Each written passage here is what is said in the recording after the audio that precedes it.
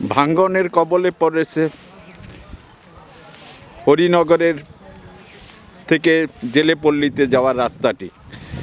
এই রাস্তাটি দীর্ঘদিন যাবৎ নদীর ভাঙ্গনের কবল পড়েছে। বালির বস্তা ফেলে এটাকে রক্ষার জন্য চেষ্টা করা হচ্ছে, তবুও ভাঙ্গন রোধ করা যাচ্ছে না। এবং এলাকাবাসী অভিযোগ করেন, অতি বিলম্বে যদি সরকারিভাবে এই রাস্তাটি বেড়িবাঁধ তৈরি না করা হয়, তাহলে অচিরেই এই রাস্তাটি নদীগর্ভে বিলীন হয়ে যাবে। এই রাস্তা দিয়ে শত শত মানুষ যাতায়াত করে।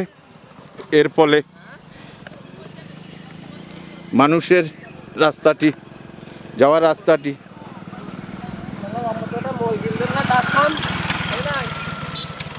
সংস্কারের দরকার বলে এলাকাবাসী মনে করেন।